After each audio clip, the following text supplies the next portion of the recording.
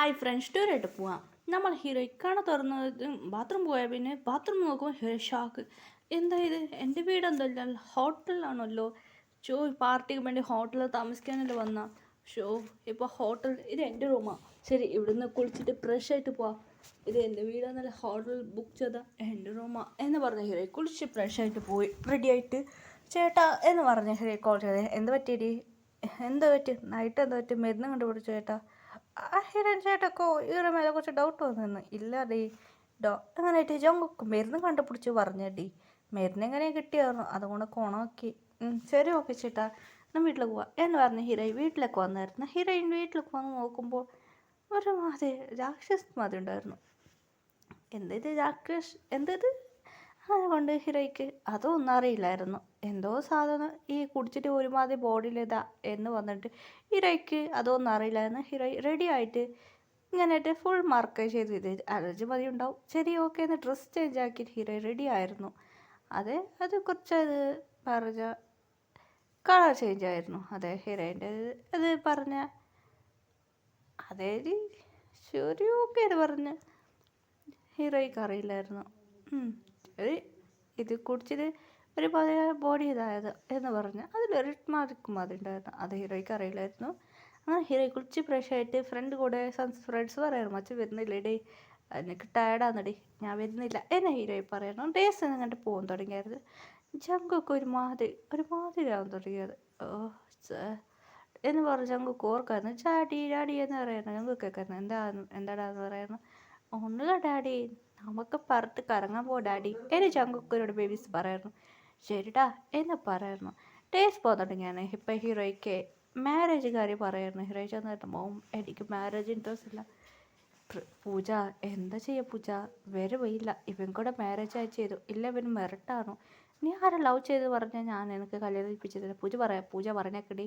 ചേട്ടാ ടോം പറയായിരുന്നു, വിഷമിക്കണ്ടടി, ഈ മാരേജിന് എങ്ങനെയും ക്യാൻസൽ ചെയ്യാം എന്ന് പറഞ്ഞ ഹീറോയിൻ്റെ ചേട്ടൻ സമാധാക്കാനായിരുന്നു. അതെ ബീച്ചൈഡാണ് മാരേജ്.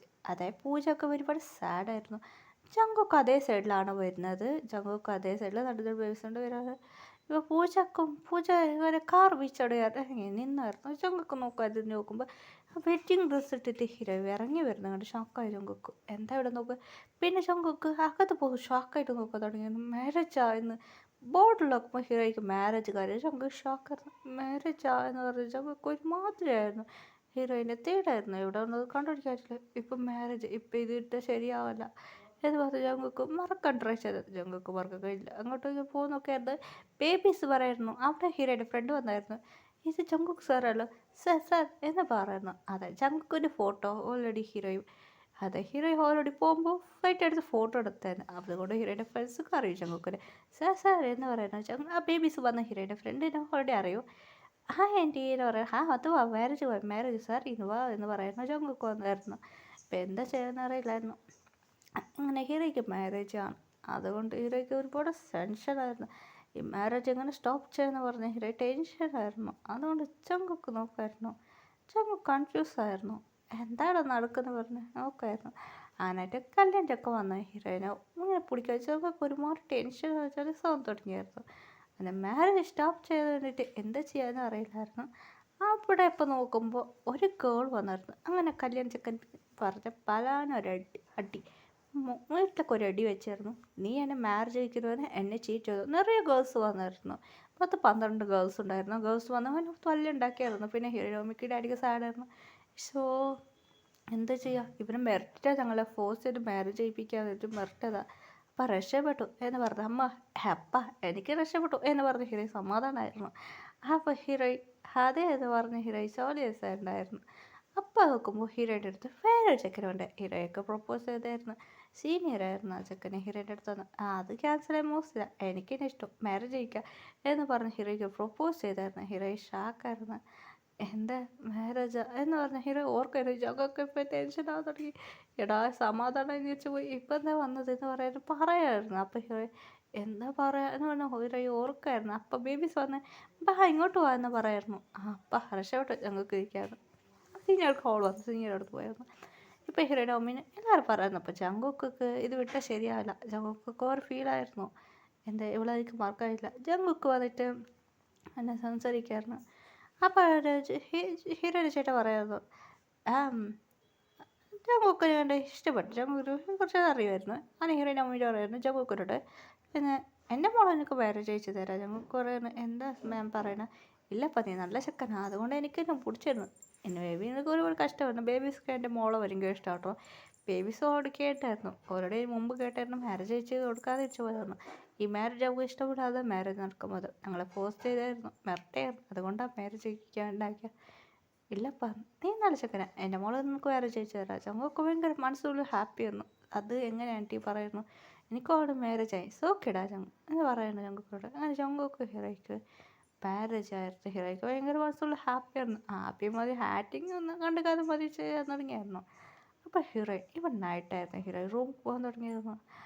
എങ്ങനെ പോവാൻ ഒരുമാതിരി ഹീറോയ്ക്ക് ഒരുമാതിരിയായിരുന്നു. ആ ശങ്കൊക്കെ വന്നായിരുന്നു. ശങ്കൊക്കെ ഹീറോയ്ക്ക് പേടിയാൻ തുടങ്ങിയിരുന്നു.